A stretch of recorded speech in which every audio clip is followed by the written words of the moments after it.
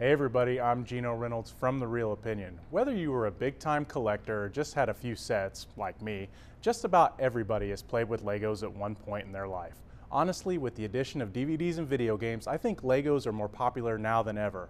Some see these things as a way to sell more toys, which in a way they are, but I also feel that they are a good way to introduce kids to the use of imagination.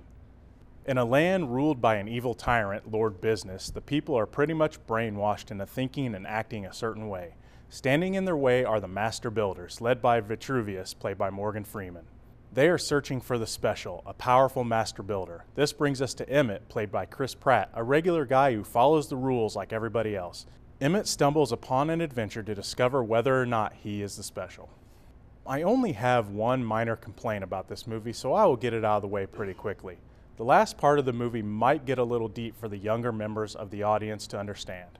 That being said, I think most kids will just let this part pass and enjoy the rest of the movie. Well, that does it for the bad, so now on to the rest. To quote the movie's songs to describe the rest of the movie, everything is awesome. Everything about this movie is pretty creative, which should be a given since Legos are all about creativity. The first thing I loved about this movie is the way that it looked. The movie is CG, but it also looks like it is stop-motion animation. This look is probably an homage to the infinite amount of fan films out there that are made with Legos. Plus, there is an insane amount of detail put into everything in this movie. From the characters to the backgrounds to water to whatever, everything looks incredible.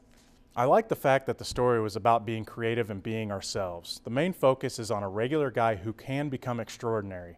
Emmett is an underdog because nobody believes in him. He doesn't even believe in himself. We get to see him figure out who he is supposed to be and how anyone can change the world.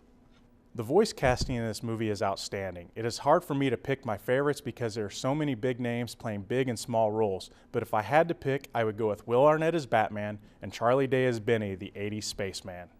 Arnett plays as Batman with a huge amount of cocky self-assurance, which is totally out of character for Batman, but works really well for this movie. Charlie Day plays his character as his usual goofy self, which when he finally gets to let loose, it gets really funny. The rest of the cast does their jobs very well, with some of them making you forget it was even them voicing the parts, which is the sign of great voice acting.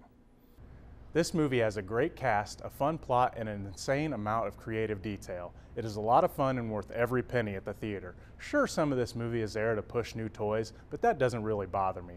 I would recommend this movie to both young and old because, as the movie says, everything is awesome. But remember, it's only just one guy's opinion. I'm Geno Reynolds from The Real Opinion. Until next time.